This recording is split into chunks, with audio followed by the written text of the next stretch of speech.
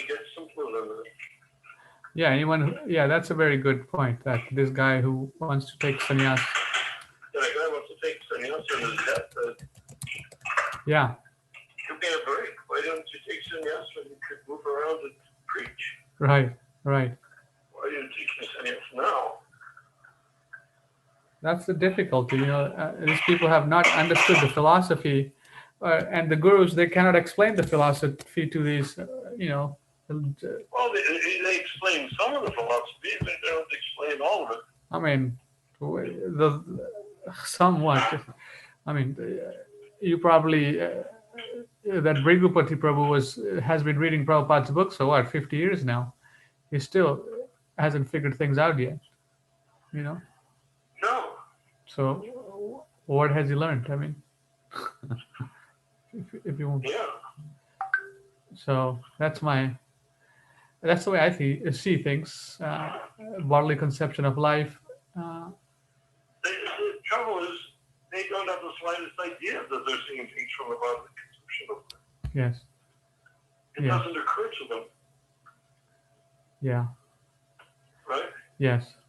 Andrew Ananda Prabhu is online. Andrew Ananda Prabhu, can you hear us?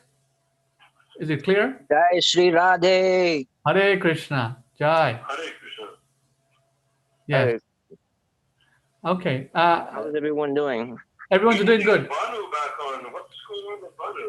Banu will join. Rupa Manjari Prabhu is coming on, so why don't you come on, Narayan Prabhu? Can I send? Banu's on too? No, Rupa Manjari, Andrew Ananda Prabhu, and myself and you. We'll have 4 people online. Okay. I think I sent you the link already, so join when you can, Narayan Prabhu. Just go to the messages and then click on the link and you'll be in. Jai. Okay, I'll see you online, Prabhu. Hare Krishna.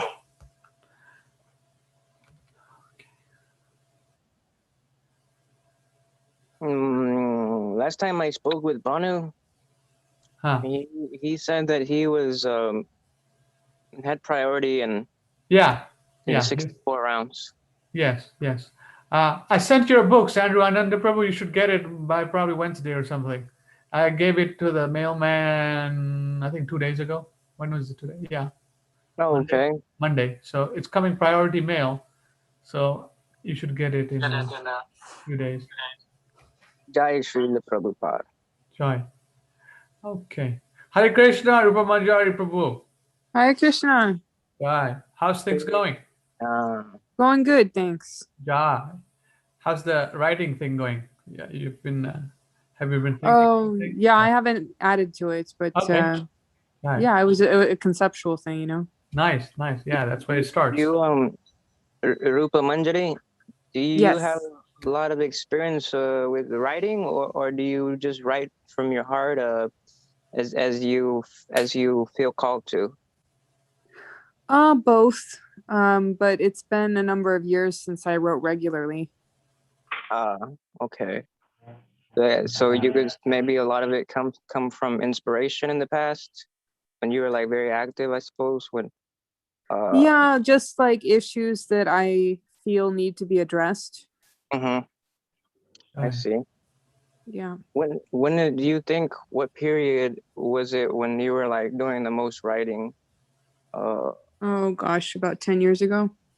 Okay. Yeah. How about you? Are you a writer? I mean, I can write people comment that I have a poetic style of writing, but mostly it comes with inspiration. Like, I mean, it'd be nice if I can systematically allot time to writing each day or a certain amount of hours each week. But I think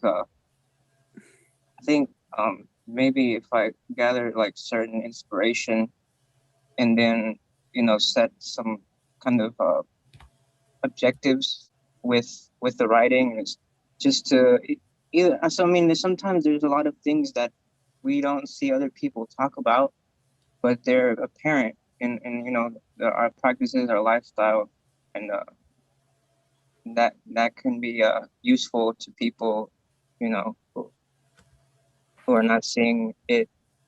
It's not so apparent. Can you give an example, Andrew Ananda Prabhu, or like something practical that That'd be let's nice. see. Like,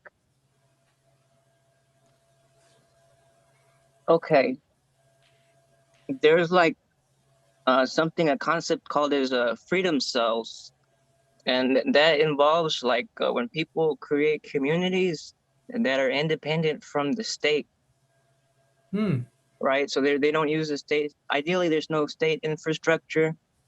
They're growing all their own food. They're gathering their own water. Have their own electricity sources from solar and wind energy.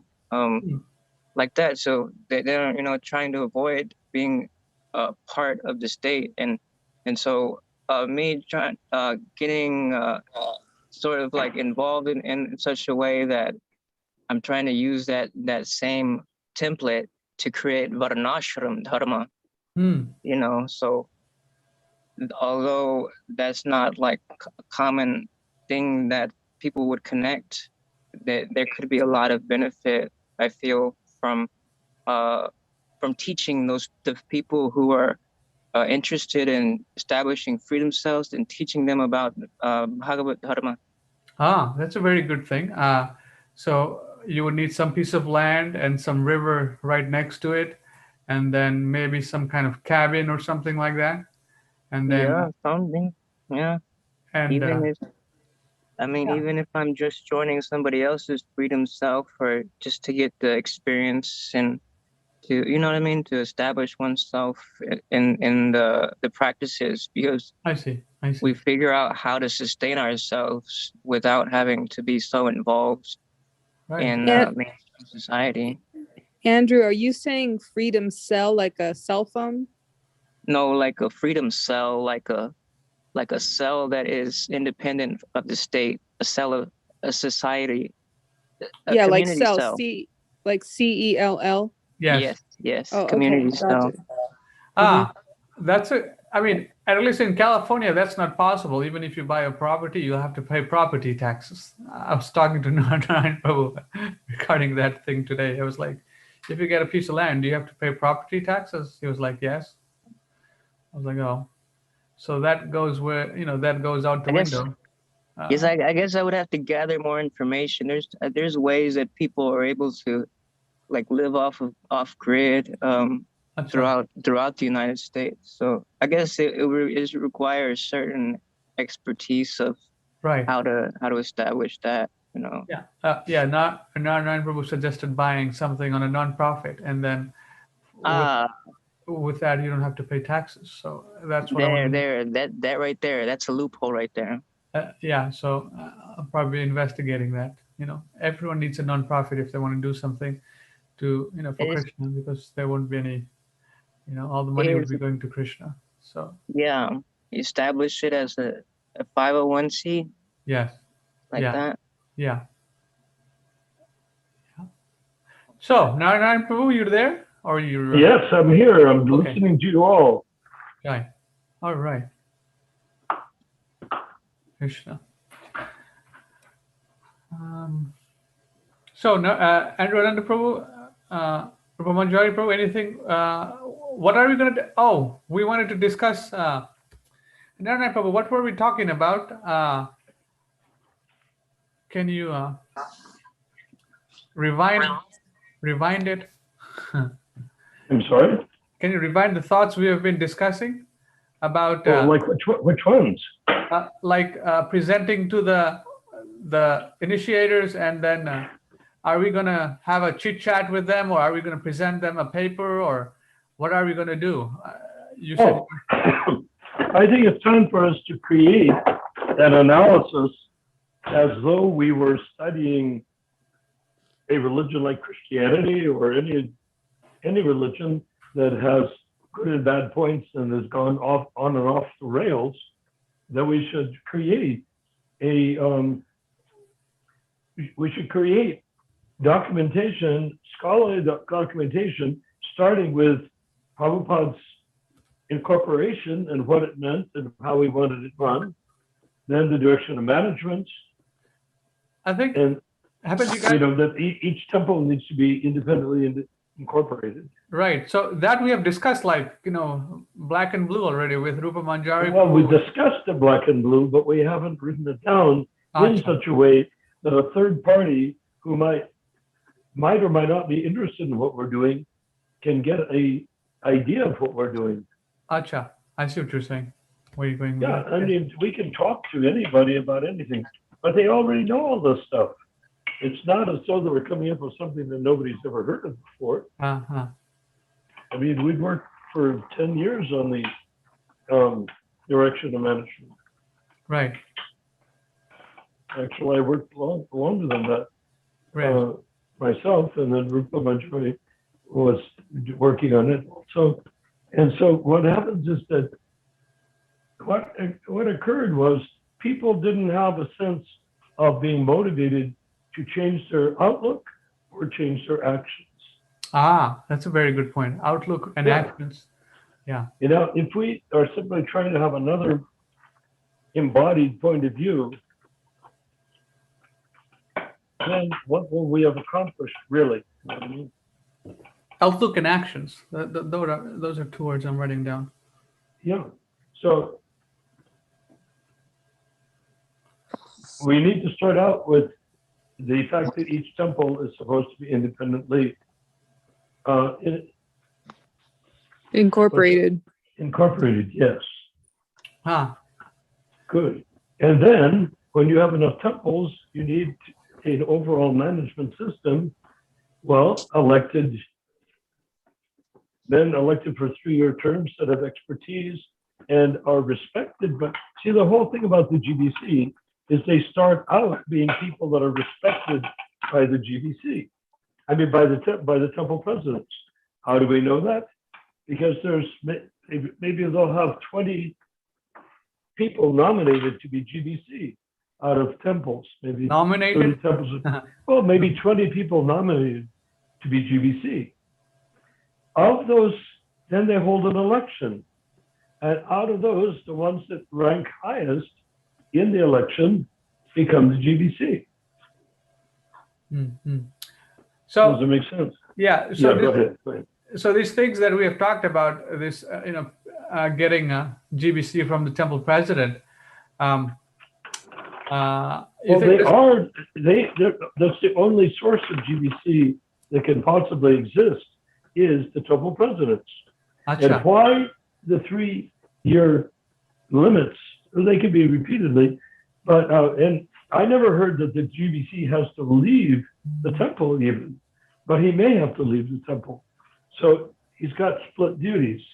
One is to maybe go to across the United States somewhere to help a new temple come into existence, plan its deities, plan all the things that it may or may not know how to do from people that have already done that, meaning temple presidents who have already opened their temples and already have deities and know how to do the offerings and how to train the pujaris.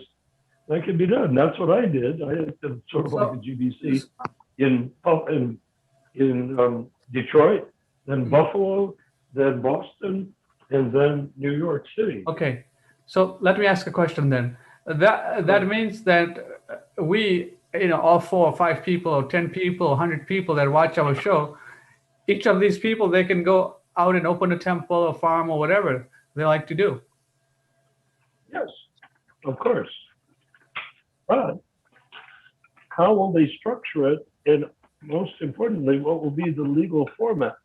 Yeah. Now, do we want to create an alternative to ISKCON? My hope is that we are not trying to create an alternative to ISKCON. My hope is that we are transforming ISKCON by bringing it back to exactly the way Prabhupada designed it to be. If we create an alternative to ISKCON, there's always going to be more and more and more objections. Well, once one person objects, so then like the Protestant church was an objection to the Catholic Church. So look how many Protestant churches they are. Well, if you use that means you cannot open a temple, right? Well, you can.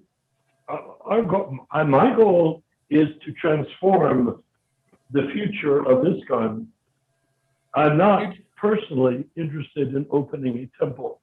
So future transformation, let's get that clear. That means to change the present ISKCON, not to open new temples.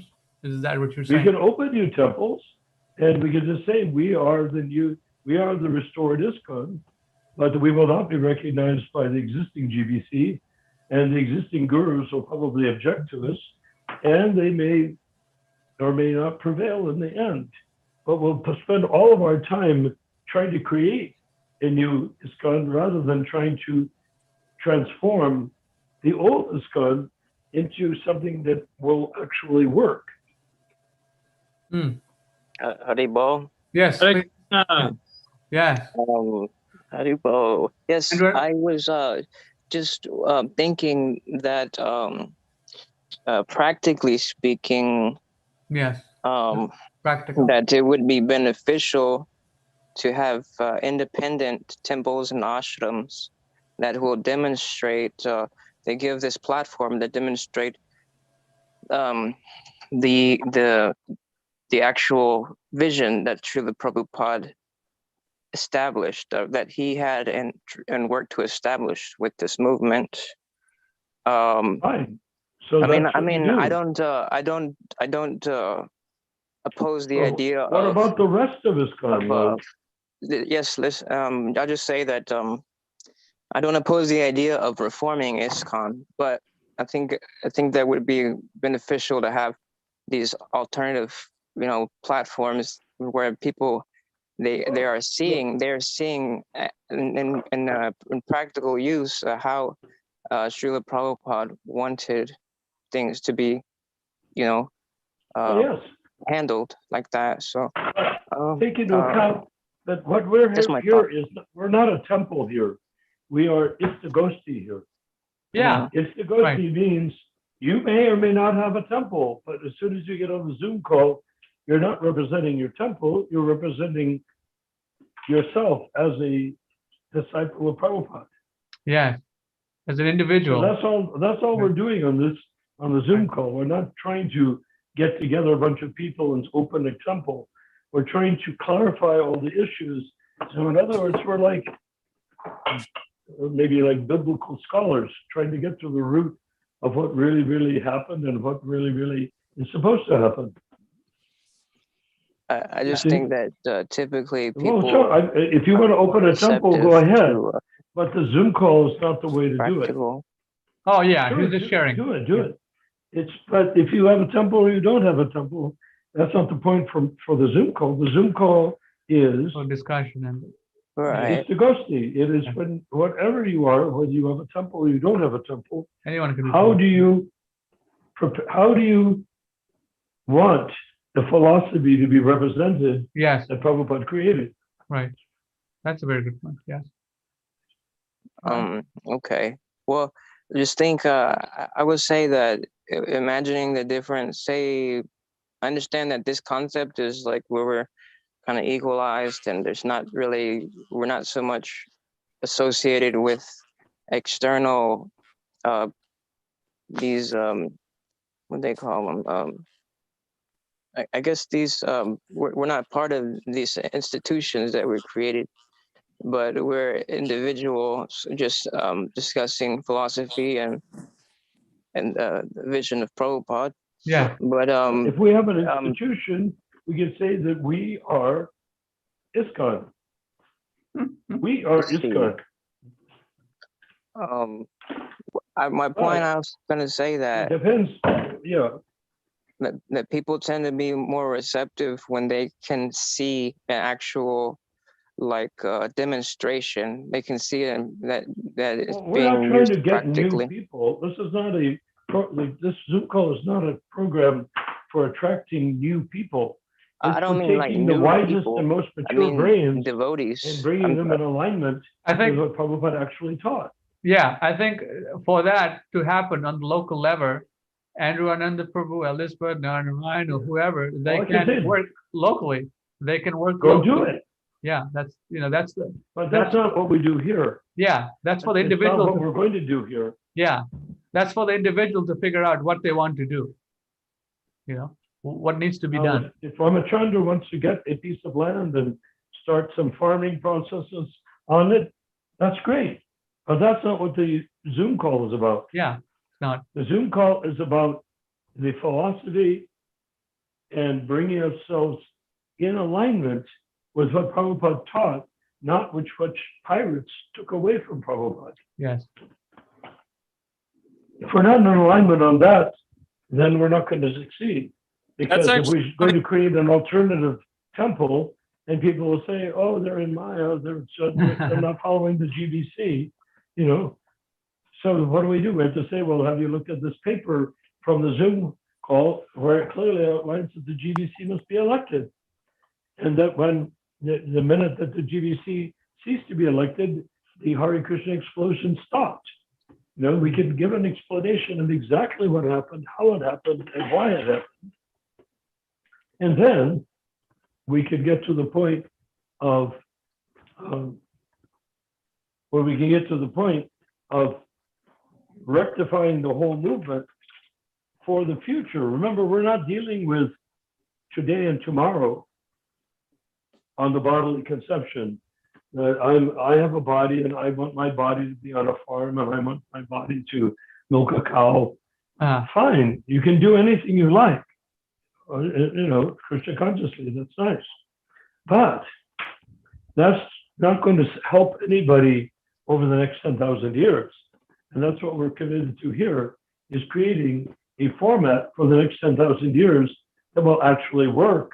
And it'll work because it will be clearly representing what Prabhupada designed. And we're not going to so much tell people where they went off the rails. We'll point out where they went off the rails, but that's not going to be our beating a dead horse. We are going to be talking about what actually will work. Okay. Because after all, we're all going to die. So if you want to get a community of devotees, there's only one thing I'll say about it. Supposing Bhaktivedanta Prabhu, supposing you've got 50 devotees into a temple and they're all chanting Hare Krishna. Well, do what I'm going to tell you about it? They're all going to die. So then what are you going to do before you die? And what difference will it make? What difference does it make? If you're going to die, then what's the difference what you do? In us, you're helping others go back to home, back to Godhead. And getting a group together means you've got a group of people that agree with each other, and they're all exchanging things on the horizontal bodily conception of life platform as kinesthetic arrays. Okay. Great. Yeah. No harm in that, but then what are you going to do to save the world? Matthew Prabhu wanted to say something, so go ahead, Matthew Prabhu. Sorry, we took so long. It was from a conversation we had on Sunday. Acha, go ahead. I was talking about when Shreya had said that she didn't understand why we have to suffer. I said it's good to see it as Krishna's mercy, and then it was just written off as some Christian philosophy, but it's actually Vaishnava philosophy. And why are we suffering? That's just we're You should have suffering told because her we that, decided to be separated from Krishna. Yeah. What other cause of We took a suffering could there material possibly birth. be? We took a material birth, you know. That is the The minute you root have of our problem. we're It's in false illusion. ego. We're in material bodies. How can we not suffer? Right. If we didn't suffer, what are we saying? I mean, Our that is material bodies should be more comfortable? that is the whole premise of this prison house that we're inhabiting, you know. But we shouldn't try to become more comfortable in the prison house. No, not we shouldn't try to appeal to the guards, the demigods, to make ourselves more comfortable. We should appeal to the judge, Shri Krishna, so that he can grant us the power, the platform to be able to get out of it. You know, we should be accepting of the suffering because that is the nature of Maya. Well, I would say that even that's good, how to get out of it. But what do you think of taking this view, not so much to get out of it, but to bring everyone out of it? Right. Or to bring Vrindavan over here so that people so you can enjoy it? They know what prison is not like, you know? Why? They don't have to It's because know. we're All they have very to know is that they have no business. institutionalized. If so you to tell, speak. if a person becomes convinced that they're the eternal soul, Uh-huh. then they immediately will resist being in their material body. They say, if I'm spirit soul, why am I languishing around on the relative plane, making friends here and making enemies there and doing this here and there? Senses. Yeah, why am I doing this? We're just masturbating our senses here. Yes. So we need to become free from that. But in my view, my limited, humble view, if humble applies to my view, is that if we think of delivering all the souls that are around us. Now, Prabhu, how many souls would you say are around you right now? Oh man, countless, innumerable. Okay, but you're thinking about getting a group into a temple that agree with you. Oh. Well, why What's your- not? Why are you what's your leaving question? out the ants? Why are you leaving out the mice? Why are you leaving out the trees and Oh, the flowers? they all take prasad. Yes, After you eat but the that's prasadam, but honestly, throw the is remnants that your outside. first thought? Yeah. Is that the yeah. first thought we have when we're thinking of going And back they to hear the Godhead? holy name. Is I want all the ants to go back to Godhead?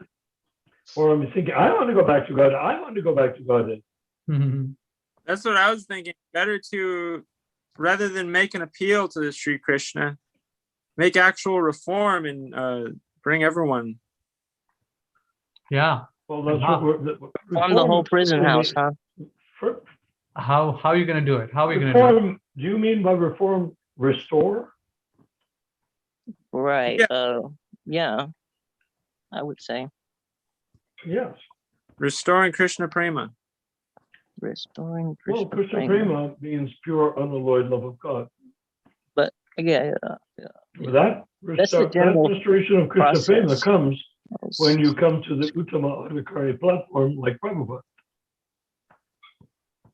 I mean, even if the Uttamadhikari state is Prabhupada, not everyone's going to accept it, this process. I mean, look. It takes it takes so many lifetimes of accumulating good karma that will give us the vision to be able to recognize an acharya.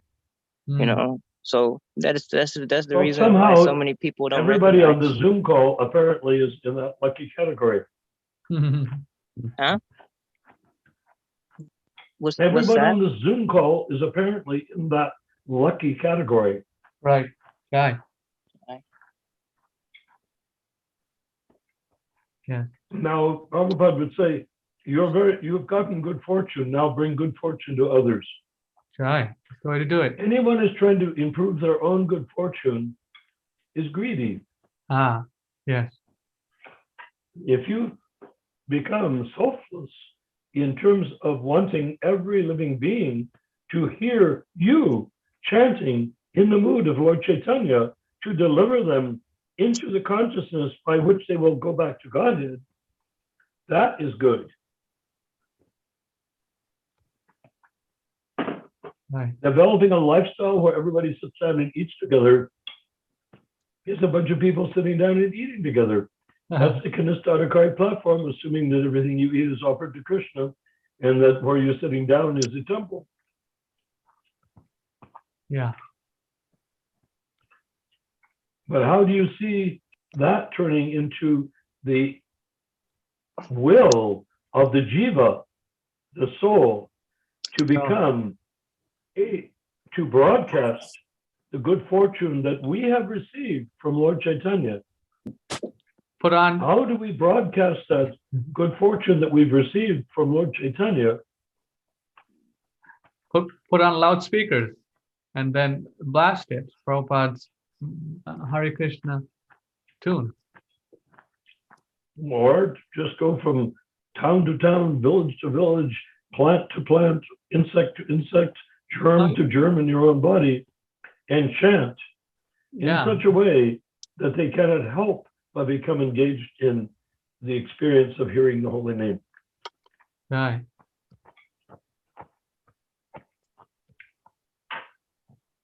Yeah, anything from making someone appreciate any quality of a devotee up to what you're talking about.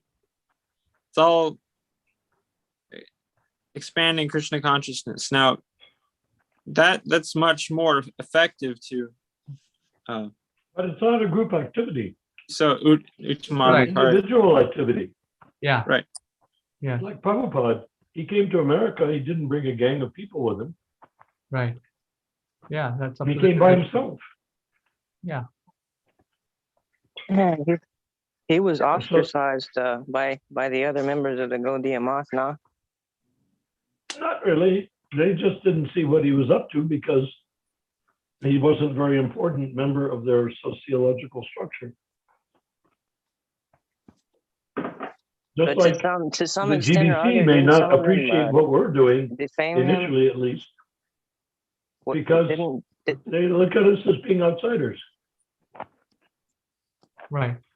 Didn't to some extent or other his god brothers defamed him? They were What? trying to say that he is God so that he couldn't be Acharya. Oh yeah, that. What? What do you? They What? tried to destroy his Srila mission. Prabhupada said they're trying to call me God so that I can be labeled as Did you say, oh, dog. he went to America, and a few years later, he has declared himself to be God, and his disciples worship him as God. Uh-oh. So what is the difference between him and Yogananda or Vivekananda or people like that? We warned him, don't go to America. You'll simply fall into the trap of their way of thinking.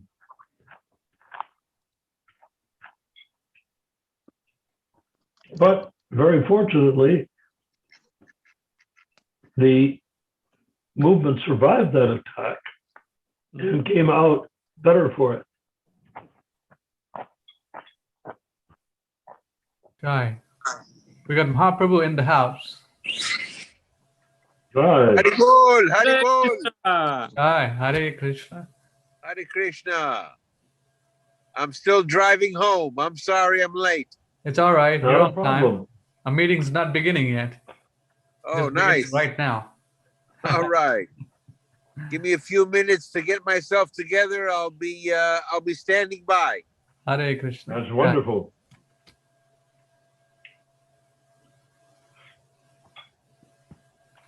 All right. So, what's the We're not topic? broadcasting yet? We're broadcasting. It's Okay. going on. Everything's going on. So, Great. what's the topic for discussion? Narayan Prabhu, did you write anything? You said you were working on some documents. I know, but I had to go and deal with. Okay. Yes. Okay. I'll work on it tomorrow. No problem. All right.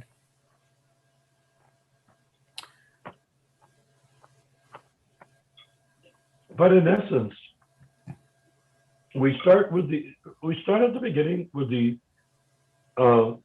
charter, his incorporation papers. And then we proceed on to the direction of management. We go to the topmost urgency newsletter. Yes. We go on to the BBT being separate from ISKCON. Right. And the GBC is elected for 3-year terms. Right.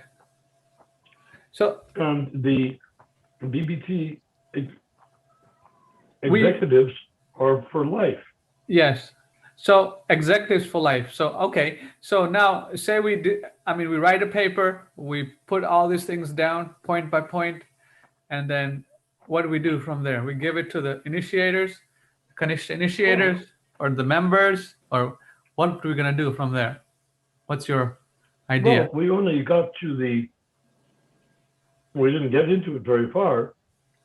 We need to go through the whole thing and explain the difference between elected GBC, non-elected GBC, the historical significance of having essentially rejected Prabhupada's idea for an elected GBC, and the impact on the number of temples we have and would have had if we had operated according to that. You know, it's all pretty, the math is pretty clear. Yeah. Beautiful. And then going on to how that anyone can be a Ritvik. We have to clear up the Ritvik thing. I have to find out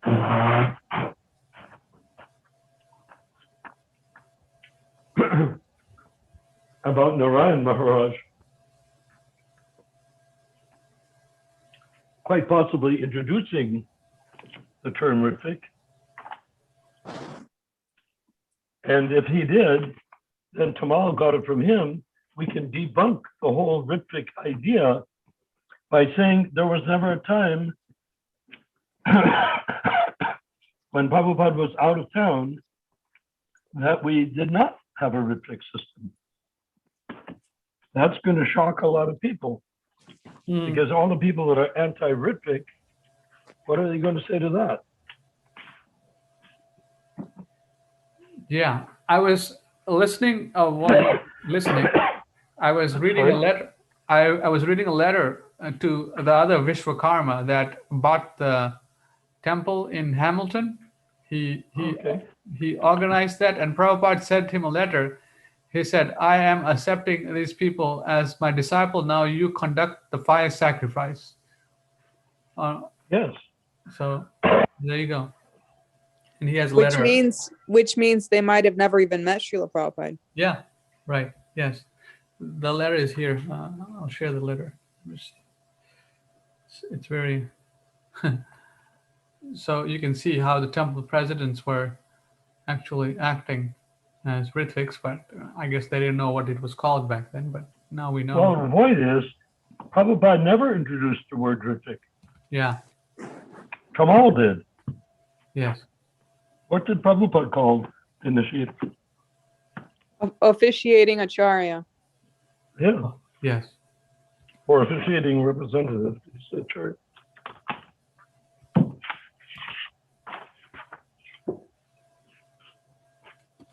Officiating Acharya. That sounds like a much better word to use. Officiating Acharya. But, you know, it can get carried away too. Some people, I guess. Officiating gets to become the Acharya.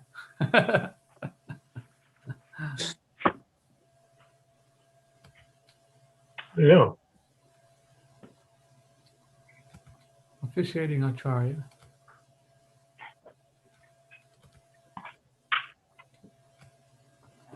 Is that I want to cheer? Where is it?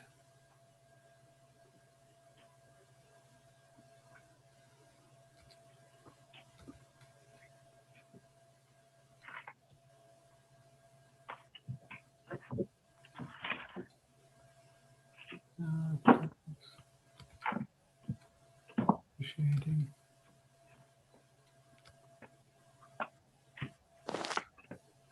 Okay. So next thing we want to discuss is, we've talked about the direction of management, then somewhat the topmost urgency. And so where should we go from here? What's the plan? We have to have some document. Okay. From the topmost urgency, then we debunk the Ritvik terminology, making it absolutely clear that was created and introduced by Tamal. And I was just looking for the book by Narayan Maharaj, where he describes himself as Prabhupada's best friend and Shiksha Guru. The Prabhupada's his best friend and Shiksha Guru. And I'm not finding it in front of me, so I have to find it when we're not online. And in that book, Prabhupada, he uses the term Ritvik as to how he was the Ritvik that initiated Srila Prabhupada into sannyas. Now, he may have picked up the use of the word Ritvik afterwards, but I would like to note that the term Ritvik is actually a name of a certain type of as the son of a certain type of Brahmin, and that it is a popular name that people use and call their children, like Sam or Joe, in India. You can call one of your sons Ritvik. And to make it even more broadcast, the Muslims have picked up the term Ritvik in the same exact way, saying that this person is a holy sort of representative. So the word Ritvik does not have the ironclad, iron-structured certainty and authenticity and uniqueness. It isn't unique at all. It's almost the opposite of unique. So why would that? And why didn't Prabhupada choose to use the term Ritvik? So we need to debunk that. Then we can do an analysis of how ISKCON has now modeling itself basically after the Catholic Church, and then come up with that letter from that conversation with a reporter in Seattle, 1968, where Prabhupada said, no, we do not want it like the Catholic Church. We don't want a hierarchy. We want everything to be starting and empowered from the base. Yes. Yeah. So one by one, we counter any possible argument. Now, we were talking about Bhakti Vikas Swami. Yes. Well, there's no problem with Bhakti Vikas Swami, except that he already knows all this stuff. You think he knows? Maybe So he doesn't. we're not going to surprise him with anything we're saying. What we can surprise him with is how we are taking that information and structuring it into an irrefutable argument to obey Srila Prabhupada.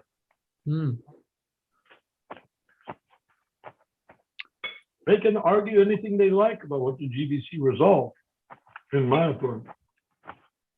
They can say that as much as they like. They'll resolve it by killing you. Well, that's something else. They can't kill me, of course. I'm eternal. But the thing is that if they do that, then how are they going to counteract pure Prabhupada step by step? And on their side, weakness,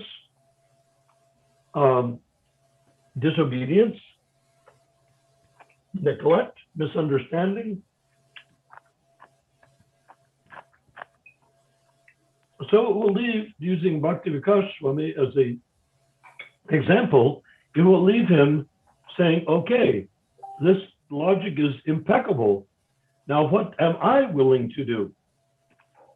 Well, if we have the next platform, which is going, how do you go? What happens after Kanistha Adhikari? You die and go to heaven? That's what the Catholic Church tells you about Christianity. They have created something which is essentially a Kanistha Adhikari structure. Right. Not as good as a Kanistha Adhikari structure, but they have a belief system which they claim if you follow it, you're going to become saved at the end by the Savior. Your video's turned off. Turned on or turned off? Off. We can't. Turned off. Turn it on. It's off. Yeah. You can turn it on when you like, Narayan Prabhu. Okay, it doesn't matter. I can turn it on whenever. Yeah. Let's continue.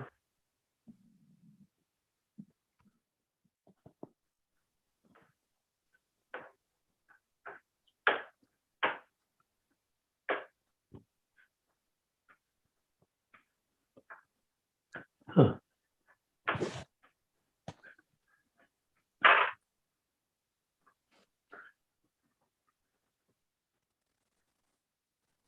Okay. All right. So anything else? I guess we're just Well, kind of rounding up. We have to keep on going until we have an ironclad argument. Supposing you want to take a case to the Supreme Court, well, the first thing you have to do is have an argument that can't be easily defeated. You know?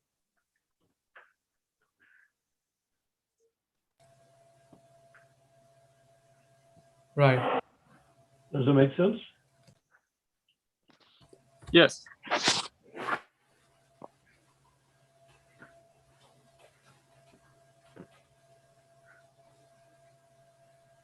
So then, what do we ask Dr. Vikas to do? To go and make a big screaming match at Mayapur? No. I say, look, you know everybody in ISKCON. Is there anyone you can talk to and share this information with? Or will we find somebody who's a better candidate and say, can you share that with Bhakti Vikas?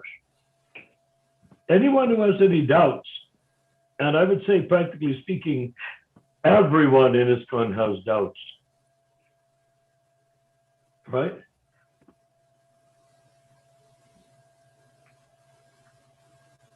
Yes. Yeah, so everyone has doubts. Can you see my image now? No? Okay, I'm on my computer. Yeah, it's an okay thing. I have to get it so it works on my cell phone. Hare Krishna.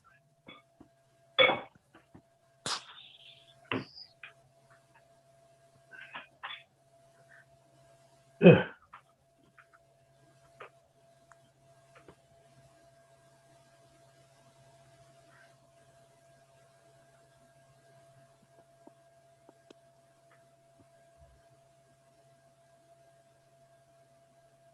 Okay, so you don't see my image on that's on my computer. And I'm not sure how to make it work with the one we're on right now. Okay, well, whatever. I'll turn on my video. Haribol. Hare Krishna. Jai Babu.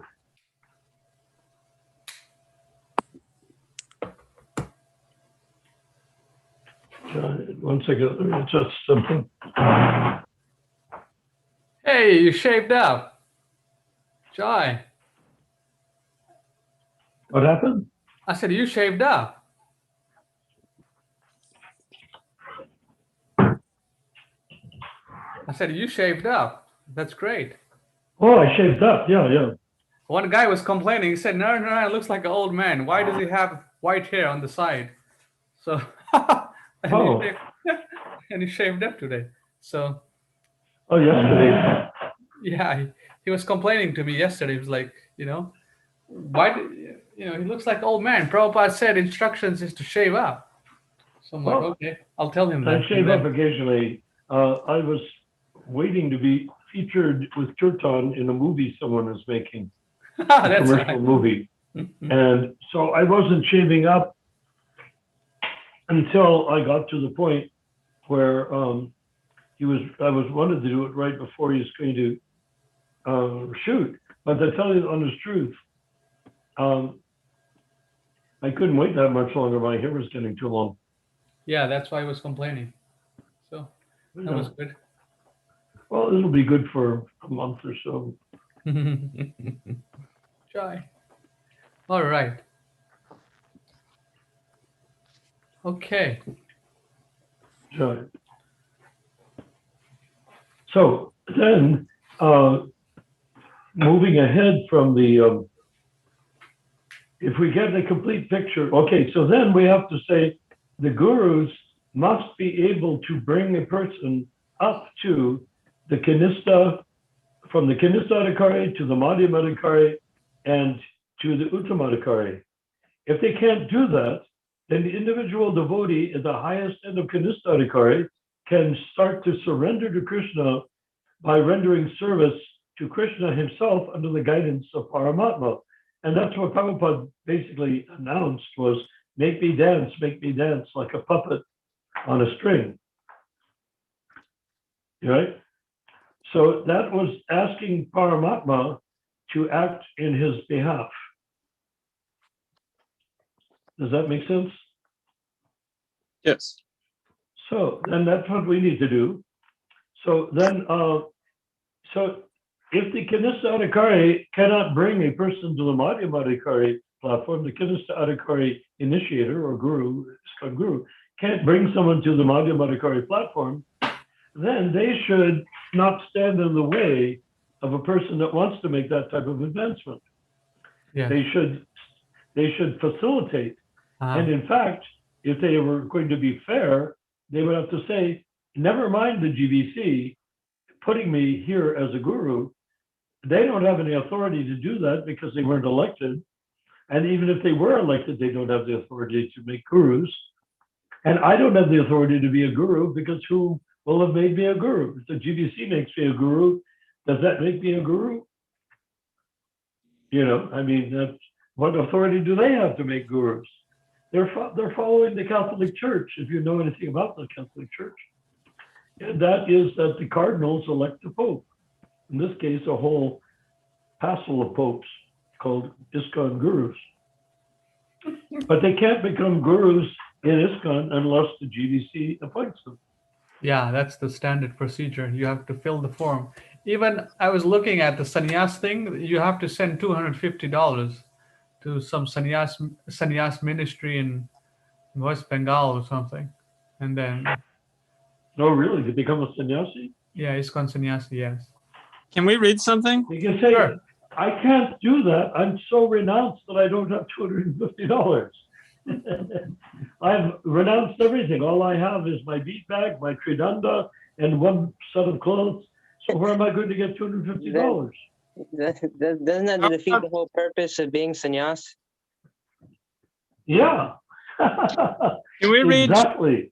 Rita 1-220? Madhya Lila? Okay, 1 second. Let me load it up. What? 1-220. 220. Okay, Yes. let me load it up.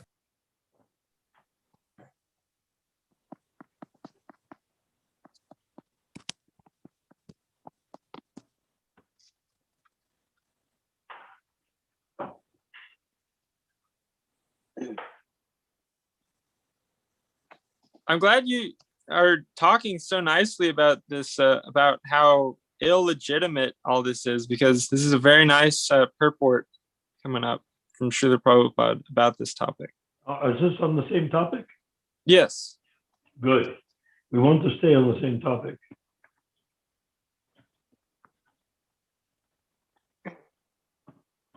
All right, I think I got it here. Oh, let me share the screen.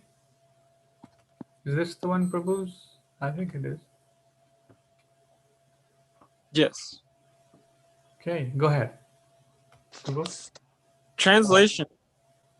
In accordance with the instructions of Sri Chaitanya Mahaprabhu, the two brothers Rupa and Sanatan immediately touched the lotus feet of these Vaishnavas, who all became very happy and congratulated the two brothers for having received the mercy of the Lord.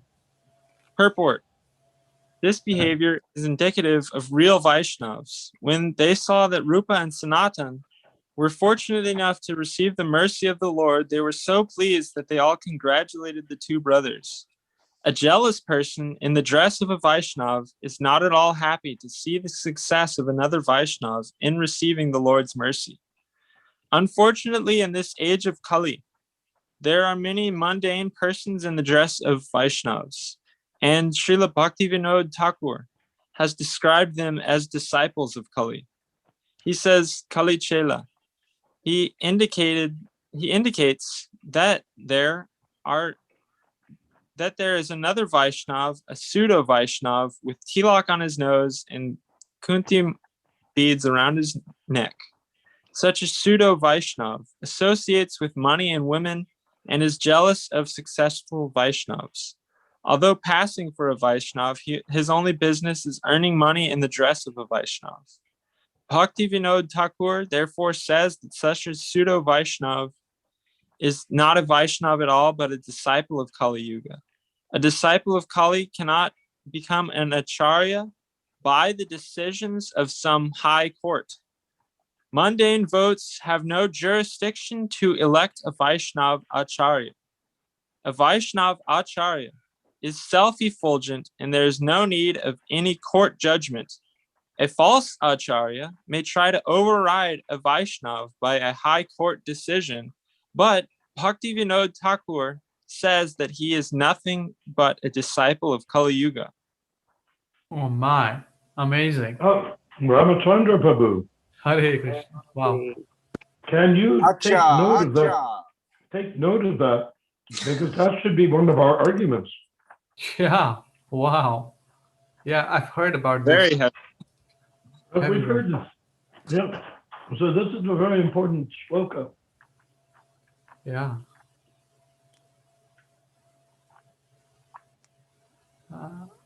It-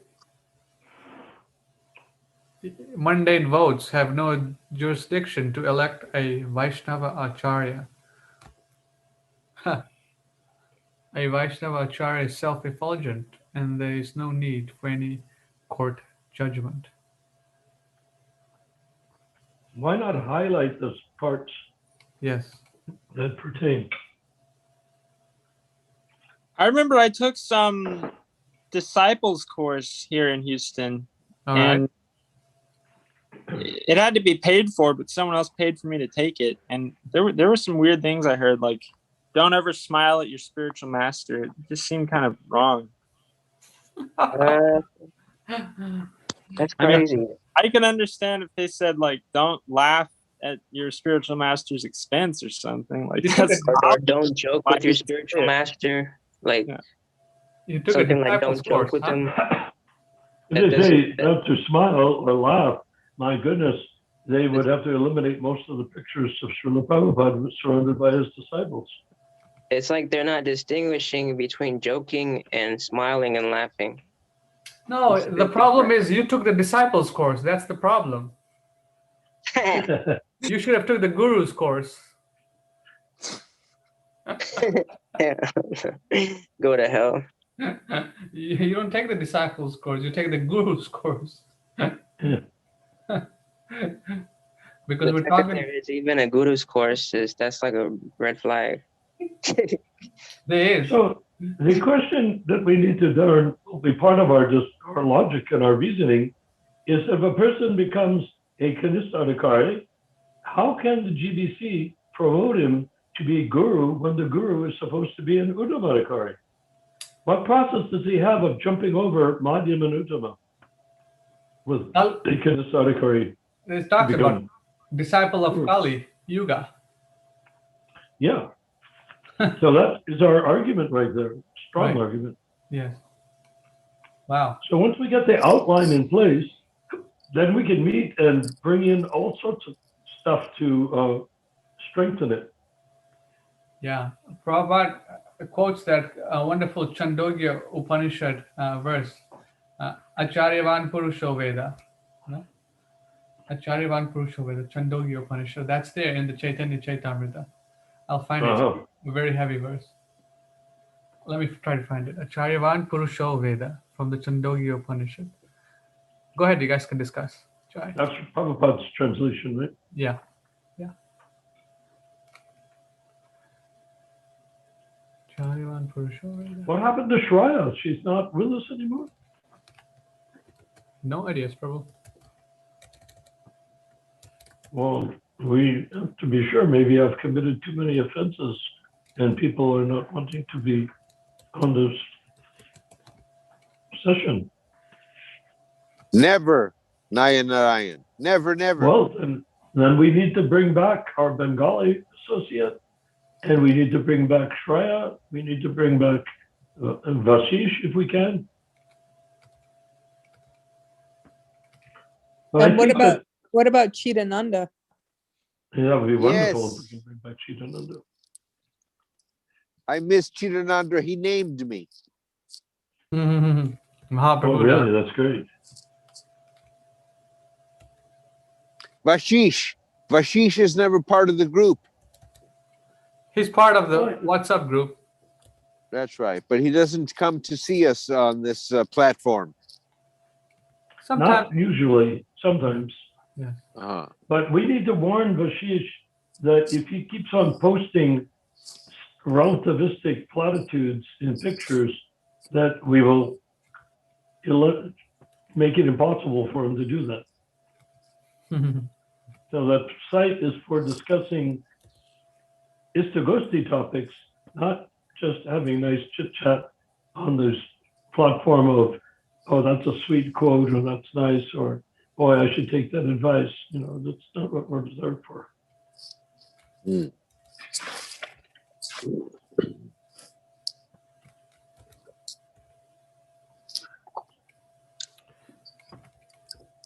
How are you, Rupa? Rupa Manjari. I'm good, thank you. How are you doing? I'm doing okay. I'm driving home. I'm almost there. A long drive. Wow. Yeah. I try to connect with you and everybody as much as I can. I Well, enjoy you're the welcome. conversation. You're always welcome. Thank you, Nayan Narayan. Hare Krishna. Jai Prabhu.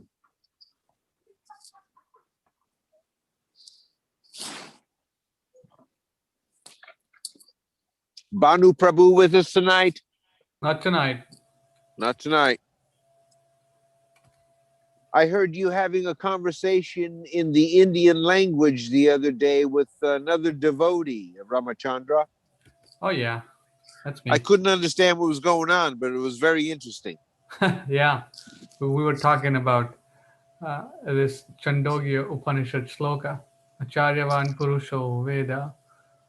So how, Which means? which means that one must have an acharya as a teacher to understand the purport of the Vedas Huh. in Prabhupada's book. We all need an instructor, a guru. Is that correct? Yeah. Not only a Somebody- guru, an acharya. Acharya. Yes, there's so many types of gurus. And the definition of Acharya? Narayan Prabhu, anyone? Acharya. An acharya is defined as one who teaches by his example. Okay, very good. Got it. Hopefully a good example. Right. Excellent. First class. Mm-hmm. And we all need one. Yeah. Well, the point is, yes, but the main thing to understand is the acharya, Prabhupada says the acharya is one, but comes in a myriad of forms. We need to understand that what Prabhupada did was transparently bring us the mood and essence of Lord Chaitanya, who is Radha and Krishna themselves from only 500 years ago. And that we're bringing this forward so that for the rest of the 10,000 years, starting with Lord Chaitanya, we will be able to create a bond of people dedicated to delivering each and every spirit soul on earth. Never mind us. Never mind us. If you have heard the holy name of Krishna once in this association from Prabhupada or from wherever, except, people are making a goofball out of it. If you've heard the holy name of Krishna even once, you're guaranteed that you will go back to Godhead. So we don't need to concern ourselves with how are we going to go back to Godhead. Just the fact that you've heard the Hare Krishna mantra once is your guarantee of going back to Godhead. Why did Prabhupada not be more specific about, oh, what happens? You die and Jesus comes and takes you back to Godhead or something of that sort? He didn't need to. You're already going to be delivered. The real question is, when are you going to be prepared, willing, and obsessed with delivering others?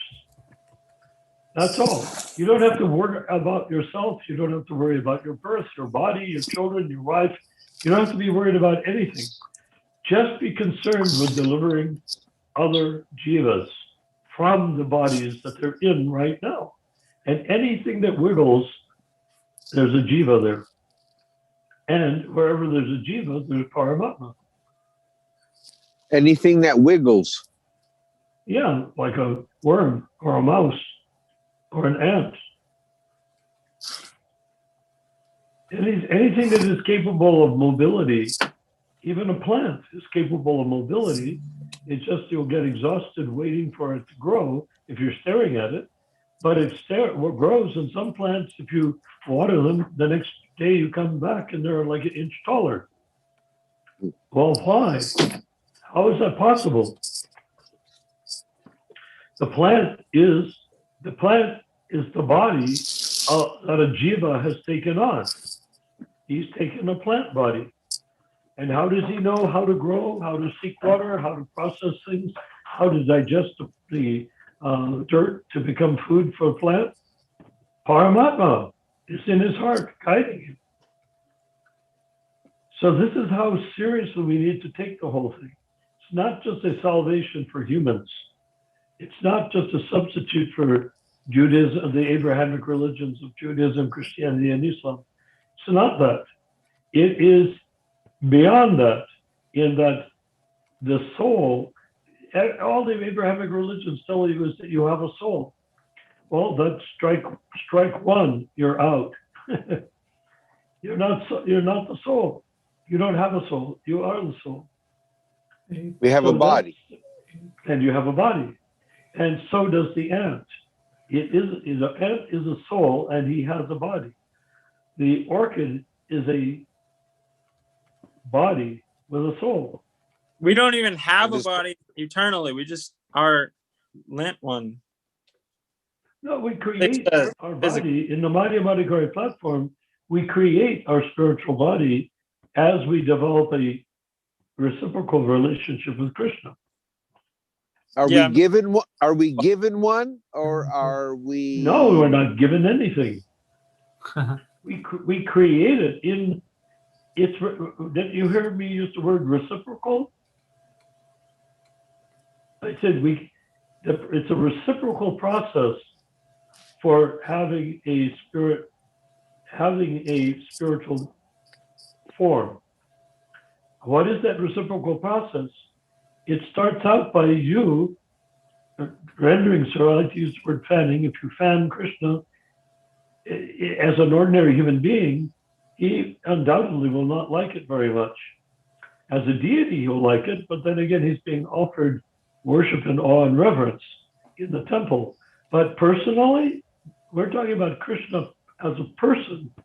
In Krishna Loka, you say, I want to please you, my dear Krishna, in Krishna Loka, and I would like to fan you. So if you fan Krishna in Krishna Loka, if it doesn't please him, he will avoid it, just like you avoid anything you don't like. Now, are the lower... What do? You have to depend on Paramatma to guide you. How can I fan Krishna so I can sense or feel that he likes it? And how do you do that? Well, you have to beg Paramatma, you show me how to hold the fan. You show me how to move my arm. And then you will see how Krishna will, if Krishna is pleased or not. So as Paramatma guides you how to do it, Krishna begins to like it because Paramatma is Krishna. He knows what will please Krishna.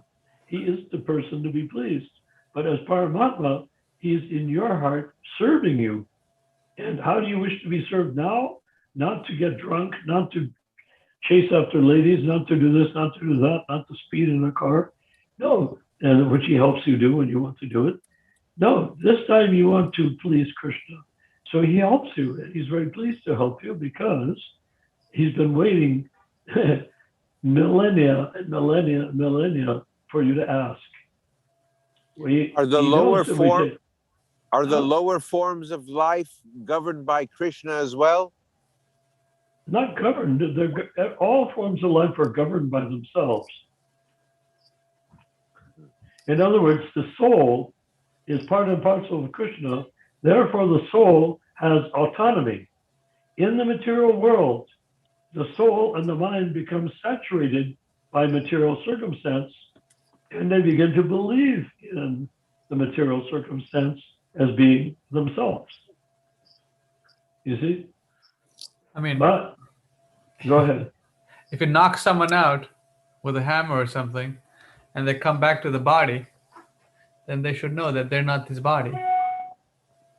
Well, no, they feel that their body has been injured and they want to go to the ICU. And the All fix right.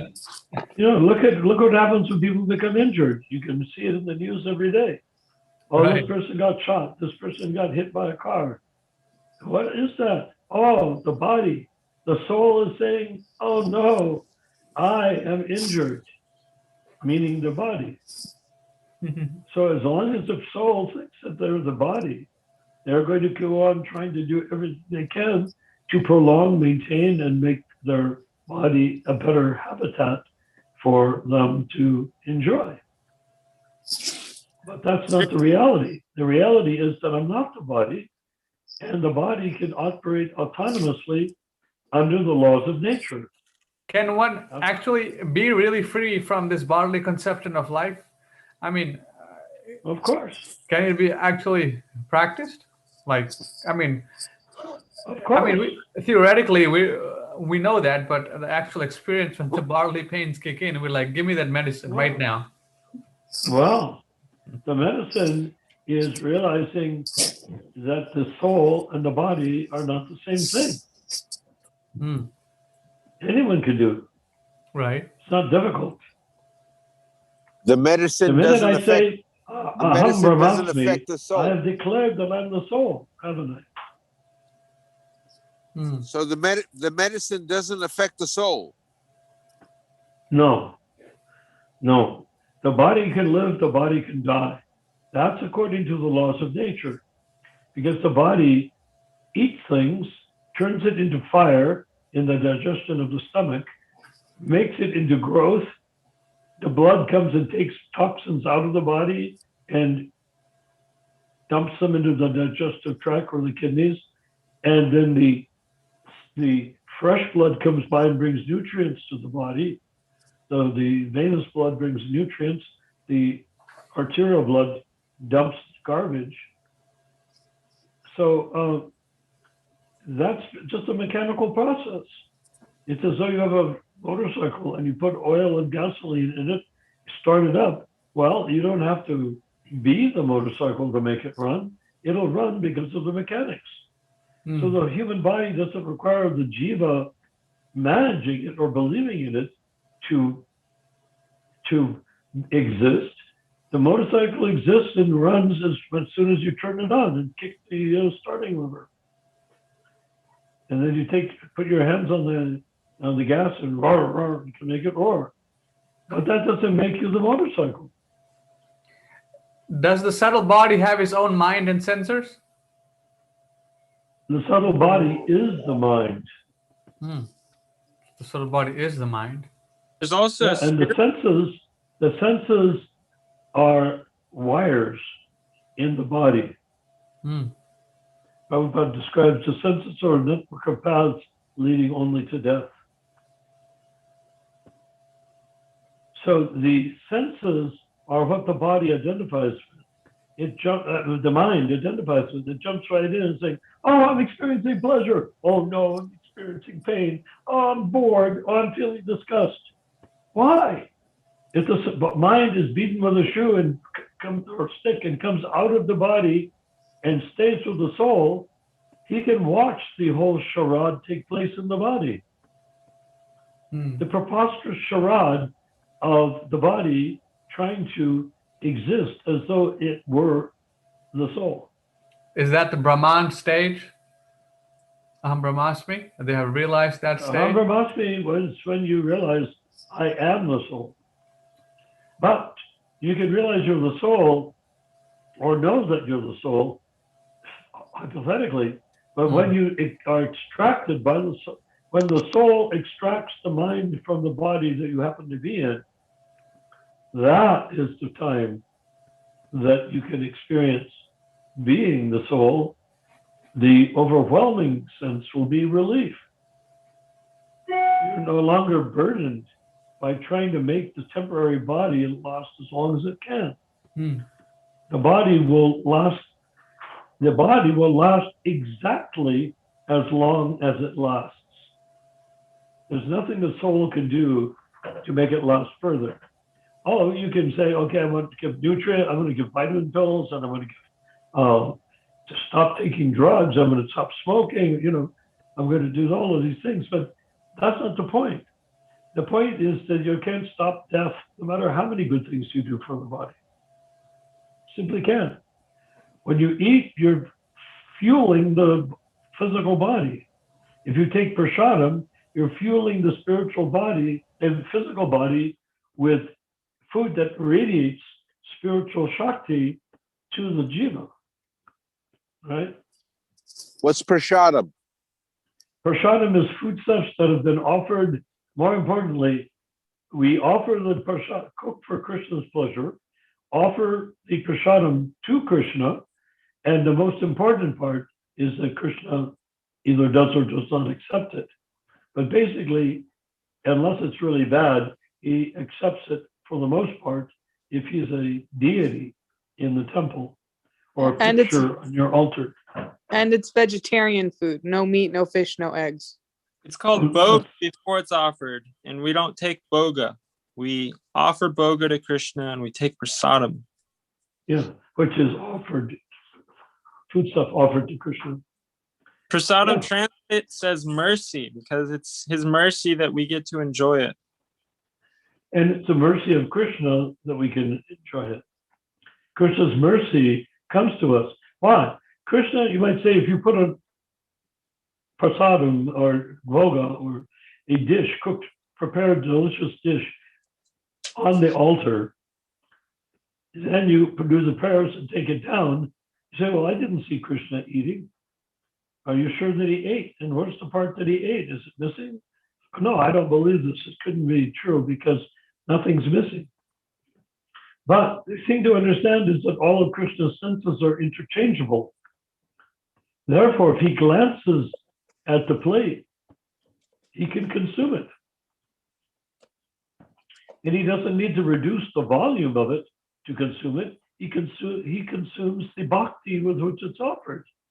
Like if the cook is cooking eggplants or cooking okra, you cook with a certain recipe.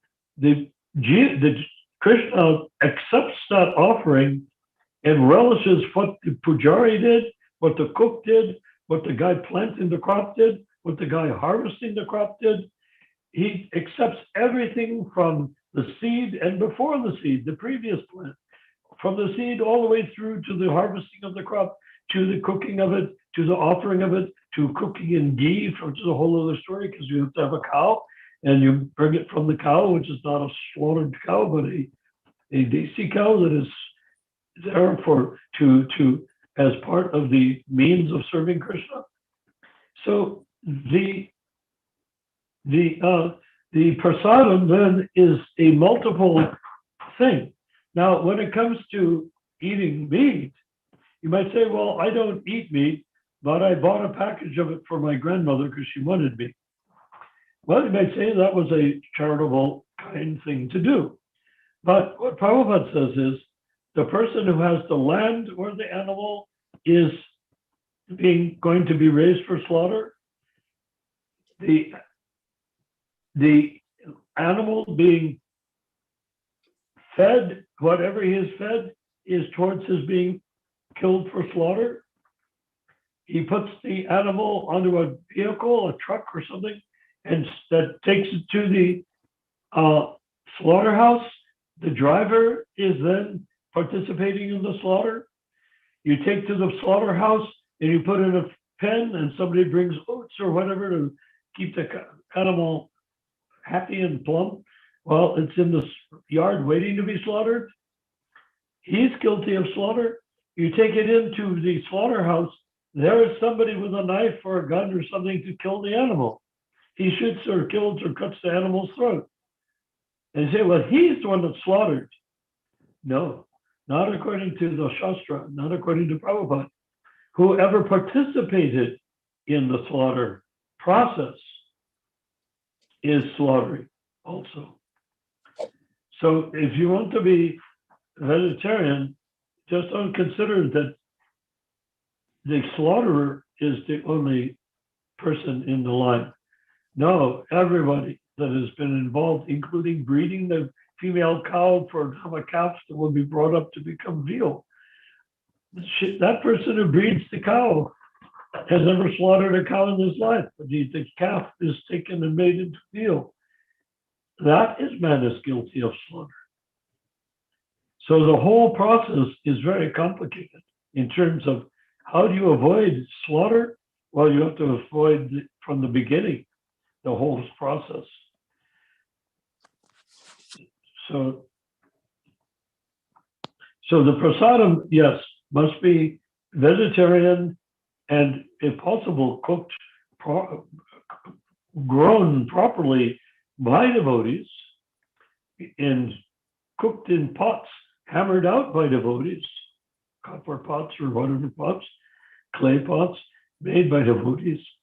The whole thing of the Varnashram Dharma is creating all the resources that are required to bring the ghee and the grains and everything together into the temple, where it is cooked by Paka Brahmins, who then offer it to the Lord, like Lord Jagannath, offer it to the Lord, and then distribute it to the members of society. The Varnashram society, if it's only 10,000 people, if it's 50,000 people, they can all walk to the temple, sit down 4 times a day, 6 times a day, and eat to their full content prasadam that is raised from the milk of Desi cows, ghee from Desi cows.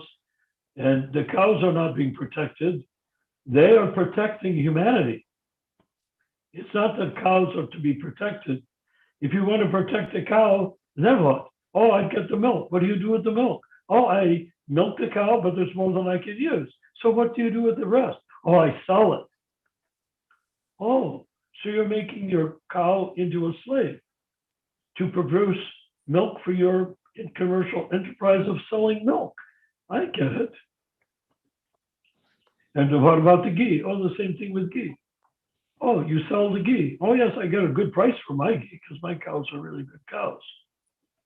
Well, how much do you give to the cow? Well, I give her some grain and I give her some grass. And she's got the backyard to wander around in. Well, that's not cow protection. That's cow exploitation.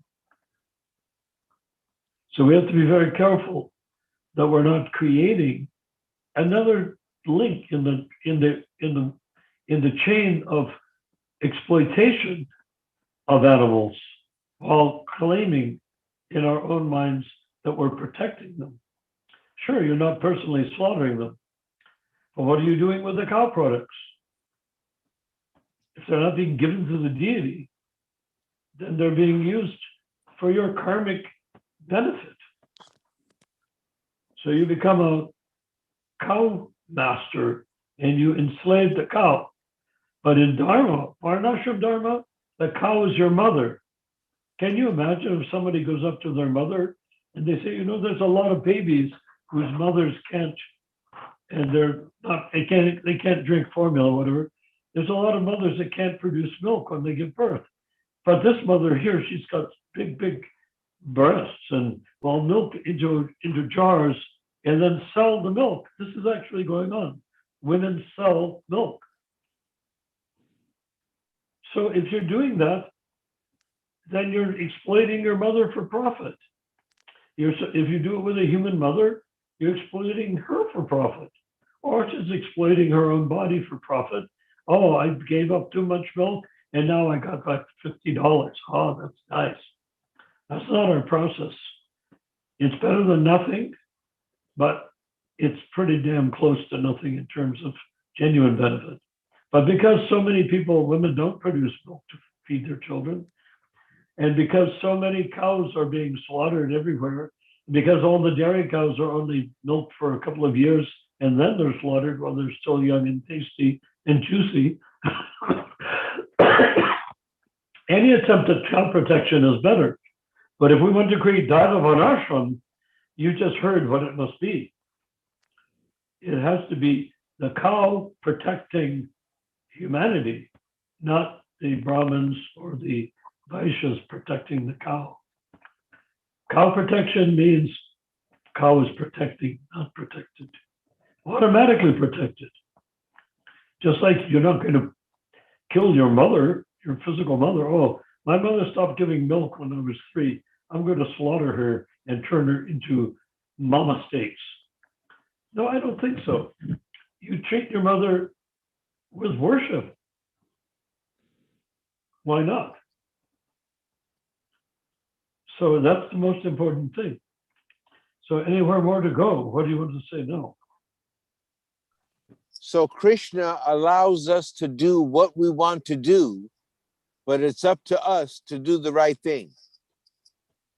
That's the exact point. And when it says us, who are you including with us? Those that believe are devotees of Krishna.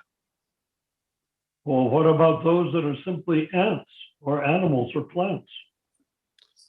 Where they're allowed to do what they want to do as well, as long as they do the right thing.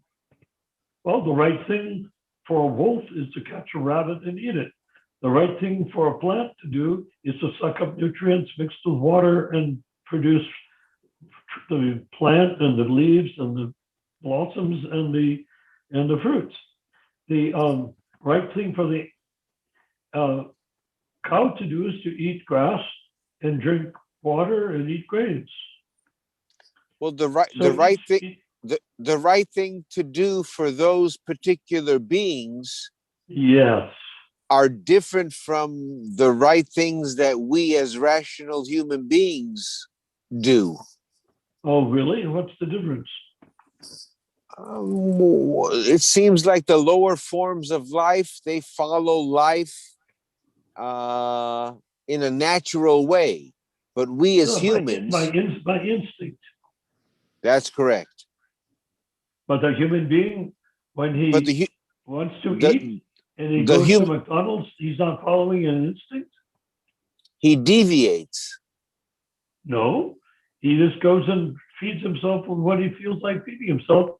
And guess who shows him where the McDonald's is? Krishna. Yeah, Paramatma. Paramatma. In his heart. So we're all one and the same. Yes. All Hare Krishna. jivas are jivas. Hare Krishna. Jiva. The difference for the human from the ant or the germ is that the human has a choice to surrender to Krishna, not simply act out his behavior according to his body nature. Because remember, the jiva doesn't have to make honey like a bee. The jiva doesn't have to kill a rabbit like a fox or like a wolf. The jiva doesn't have to eat the soil and produce fruits or greens. The jiva doesn't have to do that. The jiva does it by its nature. So we human beings can choose what we do. That is called free will. And it's foreseen by the opposing thumb that we can hold things.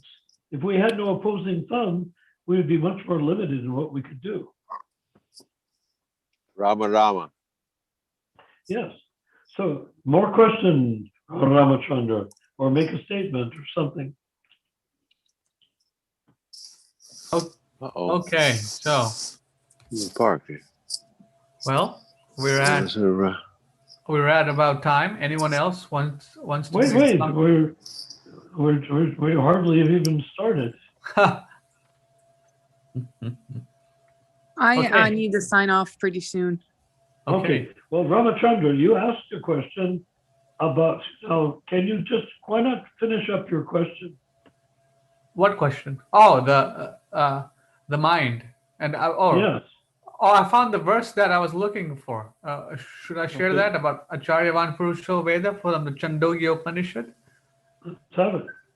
Okay, so let me share that. 1 second. Prabhupada books. I think Vashish just sent us a little message on WhatsApp.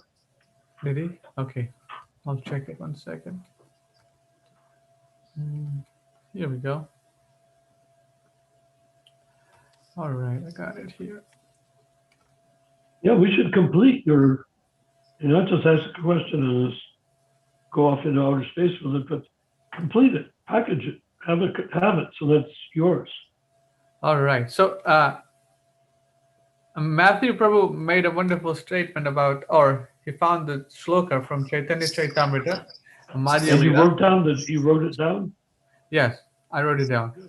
Good. And here's the other part of it. This is from Madhya Lila. What is that? Chapter 8, verse 312. So the translation goes, I've tried to preach the pastimes of Lord Chaitanya Mahaprabhu meeting with Ramananda Rai in accordance with the notebooks of Sri Sharup Damodar. Who is writing that? This is, I think this is Krishna Das Kaviraj Goswami. He's writing Okay. that. I've tried to preach the pastimes of Lord Chaitanya Mahaprabhu meeting with Ramananda Rai in accordance with the notebooks of Sri Sharup Damodar. By the way, Raya is actually pronounced Roy, and Roy means king. Acha, wow. Just like we have the word royal. Acha. Uh-huh. So he was a king. He was the king of the Shudras, which is an interesting thing. Just like Nanda Maharaj was a king. Also, Nanda Maharaj means he was a king, but of Vaishyas. Right. And Vasudev was a king of Kshatriyas, Yes. which is where we normally look for kings. So, Keep going. here, at the end of every chapter, the author admits the value of the disciplic succession. He never claims to have written this transcendental literature by carrying out research work. He never claims to have written this transcendental literature by carrying out research work. He simply admits his indebtedness to the notes taken by Sharup Damodar, Raghunath Das Goswami, and other authoritative persons. This is the way of writing transcendental books. We are never meant for so-called scholars and research workers. Oh, no, he says, this is the way of writing transcendental books, which are never meant for so-called scholars and research workers. The process is Mahajano Yena Gatasapanta. One has to strictly follow the great personalities and acharyas. Acharyavan Purusho Veda. One who has the favor of the acharya knows everything. The statement made by Kaviraj Goswami is very valuable for all pure devotees. Sometimes the Prakritya Sahajias claim that they have heard the truth from their guru, but one cannot have transcendental knowledge simply by hearing from a guru who is not bona fide. The guru must be bona fide, and he must have heard from his bona fide guru. Only then will his message be accepted as bona fide. Lord Krishna confirms in the Bhagavad Gita, chapter 4, verse 1, Sri Bhagavan Vacha imam vivaswat yogam proktam aham avyayam vivaswan manave praha manu ichvaku apravit. The Supreme Lord said, I instructed this imperishable science of yoga to the sun god Vivaswan, and Vivaswan instructed it to Manu, the father of mankind, and Manu in turn instructed it to Ichvaku. In this way, the message is transmitted in a bona fide spiritual disciplic succession from bona fide spiritual master to bona fide student. Srila Kaviraj Goswami, therefore, as usual, concludes this chapter by reasserting his faith in the lotus feet of the six Goswamis. Thus, he is able to set forth this transcendental scripture, Chaitanya Chaitamrita. Wow. Yeah. Now, can you explain what is the difference between hearing from your guru and hearing by disciplic succession? Well, yes, disciplic succession. So just like we hear from Srila Prabhupada and we repeat it, that's how we become bona fide. If we had heard it from some bogus guru and then we repeat it, that would mean that's Prakritya Sahajya. Well, what's the difference if the knowledge or the information is the same? Well, it's the source matters. I mean, The what? the source where you received it from. That's Well, what it, difference does that make? The source is Shastra in both cases. It's the same Shastra in both cases. Lips So what's touch. the difference? No, we can argue the lips touch There fire. is a difference, but Yeah. I want to see. There is a discuss difference. what is that difference? The consciousness, What does that mean? the realization. One can say, What does that mean? huh? What does that mean? Oh, okay. So so both people are hearing from Shastra. One person is hearing from some guy on the street, right? And Yeah. the next person is hearing from Srila Prabhupada. What's the The difference? same exact Shastra. Same exact Shastra, right? What's the Similar difference, guys? pronunciation. What is the difference? What's the difference? Now it's time for the quiz. Yes. What's the difference between what and what? Hearing from Prabhupada and hearing the same scripture from some guy on the street. Well, Srila Prabhupada says that hearing from non-devotees is like milk touched by the lips of the serpent, which causes poisonous effect, because Yeah. they have their own personal motivations for why they're presenting it, and it's not Krishna conscious motivations. Yes, I think I like Yeah. that answer. It's a good answer. Now, what if the Shastra is the same? There is a difference between the Shastra uttered by the pure devotee and the Shastra uttered by some scholar or some family priest. Hmm. What is the difference? Is the difference between what we're doing here on the League for 10,000 Years, the difference between what we're doing here and just going to an ordinary class An ISKCON of class. the same exact scripture? Yeah. So It reminds me about what you were saying about prasad distribution and the slaughtering of animals. I see a lot of similarities, Go can ahead. you elaborate? like how Krishna is satisfied with all of the participants in offering boga. Yeah, that's a very nice insight. It's exactly, that's just the essential difference. The difference is that the devotee transferring knowledge from disciplic succession is delivering the siddhanta, not the words only, the siddhanta or conclusion of the Hmm. disciplic succession. And that conclusion is the power of realization. And that is the driving force of Istagosthi.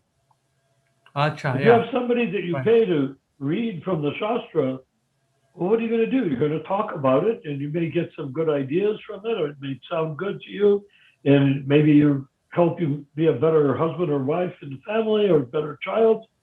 But that's all it means. Hmm. In the hearing the Shastra, and that's what I'm hoping we will accomplish on this league, is getting to the point. Remember, I keep saying, speak from spirit soul. Hmm. Right. So if Yeah. you speak from spirit soul, then when you read, you'll be reading from spirit soul. So And if you're reading something that Prabhupada created, you'll be transferring Prabhupada's sound vibration to the ether in contact somebody's ear. They will hear the right sound vibration.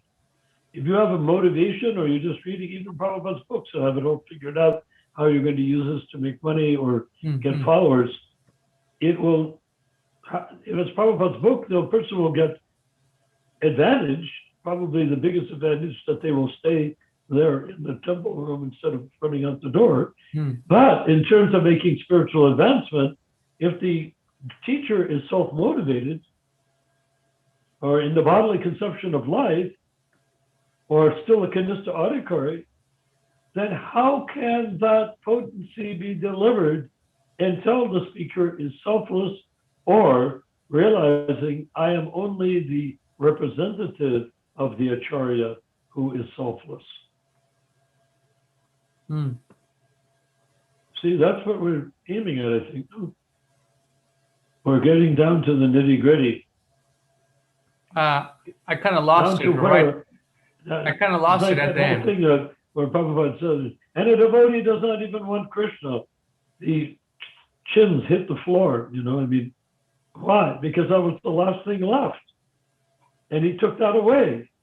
So what we need to do is to take away everything that obstructs our being able to transparently understand what Prabhupada has written. Transparently. Not, oh, I accept it, I'm from Bhakti Shastri, I've got this thing not going, and I give class 3 days a week. Would you like to come and hear my class? No. N-O.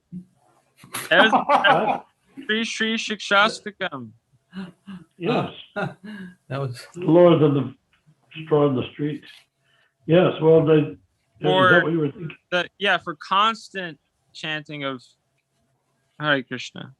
Yes. It's So only we have to possible. understand that what we're accomplishing is the final stage of the purpose that Prabhupada created ISKCON to accomplish. right. What we're doing is getting to the point where we can tell the ISKCON initiator, how are you going to bring someone to become an Uttama Adhikari while you're sitting there in a chair? What are you going to do? Well. Oh, we don't deal with that. We don't want to create envy. Oh, what do you mean envy?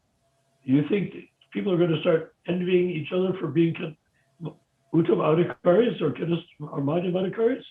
I tell you, don't lose any sleep over it. Everyone we're dealing with is a Kanistha Adhikari. The question is which level? And what happens when you reach the top of Kanistha Adhikari? That's the uniqueness that we're offering, because nobody else talks about it. But if we get that together on paper as a formulation, then Bhakti Vikash can read it and say, oh, these stupid Ritvik guys that I learned to hate and look down on, even though I'm sort of a Ritvik myself, they've posed a question for which I, the Guru, have no answer. And then they offer the answer that I, the Guru, didn't realize existed. So we need to create this hierarchical structure in such a way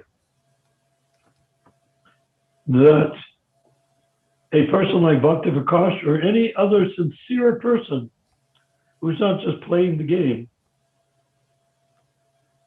insofar as he's sincere, I would say he's pretty sincere given the environment in which he's operating.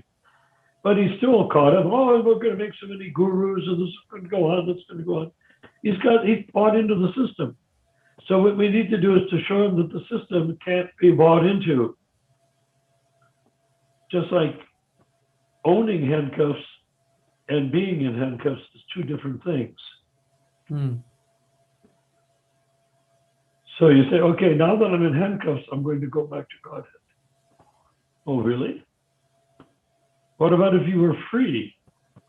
What if you were eternally part and parcel of Krishna yourself?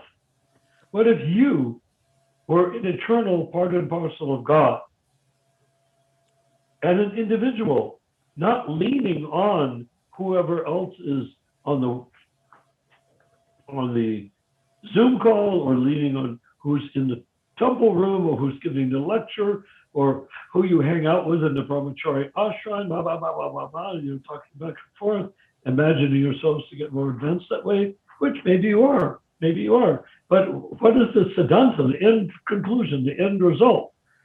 And that end result has to be getting past the sense that I have friends, that I have associates. I am alone. Aham Brahmasmi means I am the soul, not that we are the soul, or I and a bunch of other people are souls. No. Booze, I need to go to sleep. All right. Okay. Haribol, welcome. As my dad would say, I welcome your coming and I hasten your departure. Meaning I will not stand in the way of your departing. Okay, thank you all so much. Haribol. Hare Krishna. Okay. So Okay, so And where are you standing now in your question? My question? Yeah. I'm coming to the end of the period. Anyone else? No, you were talking about what were you saying? Oh, you I would asked. like to hear if you got something out of the conversation, what was it you got? Oh, Can't yeah. leave without Yes, you telling said. what you got. Yeah, you said a person receiving knowledge from Srila Prabhupada gets it from a direct lineage and the realization. From Lord Chaitanya. Lord Chaitanya, Coming yes. down through the disciplic succession. Yes. Through the Which disciples. means from Krishna to all around, etc. Yes. Like that. Yes. And so that was that question, but you had an original one that you asked about what is your realization? Which one? Remember? The You one previous started to up? this? The one Yes. previous to. We just dropped it. We never concluded. Oh, you mean I was talking about the subtle body? That question? Yes. Yes. You answered it. That Well, what's the answer? the mind is the subtle body. Yes. You know? And how do we detach the mind from the body? Oh yes, that we have discussed. To beat it with a broom and a stick, or shoe and a stick, something like that. Yeah. Yeah. Beat it in the morning with a shoe and in the evening with a stick. Yeah, I've noticed nowadays that many times when I have thoughts about attachment to the body, and the red flag goes on. That hey, you're trying to attach yourself to the body, which is you're not this body. Yeah. These thoughts come up and be like, oh yes, So there has to be a space yes, between the consciousness of the jiva, which is Yes. the only consciousness you have. right, The Right. body is not conscious. yes, Right. Does that can you understand that completely? The body is matter, and matter is never conscious. the matter Only is jiva is conscious. yeah, the The jiva is jiva is conscious. conscious. Jiva is thinking that he's the body. Therefore, he thinks the body is conscious. Yes, right. So how do you solve that? How do you solve it? Just by seeing things that the body is dead, and then the jiva being identified with the body or situated in the body is saying that this is me, or this belongs to me. Right. So what's the solution? The solution is to realize that you're thinking that you're this body. The jiva is thinking that he's this body. So you get detach yourself but from the it. problem is, if the jiva could think that he's the body, then he has to create relationships with other bodies based on his body. Yes, that's the thing. Yes. Yeah. But the jiva doesn't have to do that. Hmm. The jiva doesn't have to make relationships with anybody. Right. The jiva doesn't even have to make relationships with Krishna.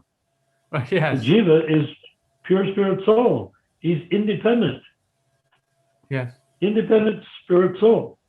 Hmm. If he wants, he can begin to develop a relationship with Krishna.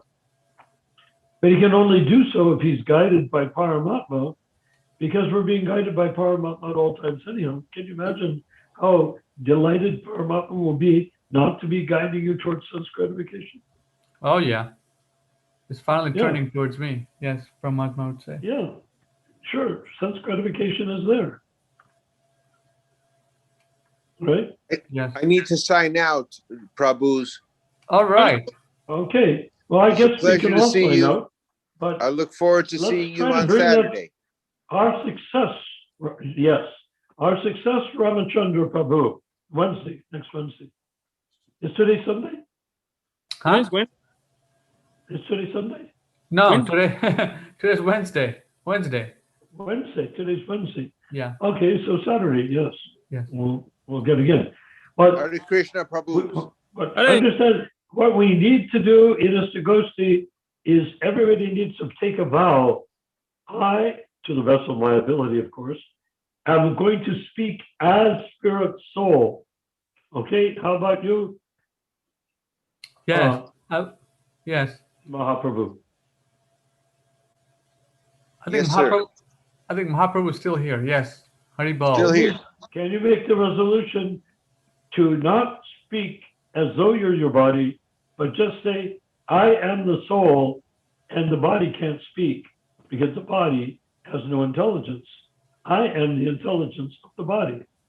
Hare So Krishna. even though I'm not completely detached from my body, during Istagosthi, let me speak as the soul, the eternal soul, not speak as somebody stuck in a body that has a soul. I am Hare pure Krishna. soul. Are we okay with that? Yes. Yes. Good night for me. Hare Krishna. Good Okay, night. Hare Krishna. See you Saturday. Haribol. Buona notte. Haribol. Haribol. All right. So Yeah, I think it's time for the. it's time. After we get off the call, do you think you could call me and help Yeah. me for a few minutes getting the background? Sure. Yes. It shouldn't be too hard. You're on the phone, right? I tried, but it didn't work. What? You on the phone? You're on the phone? Yeah, on my phone, definitely. I Okay. can show you what I have on my computer screen.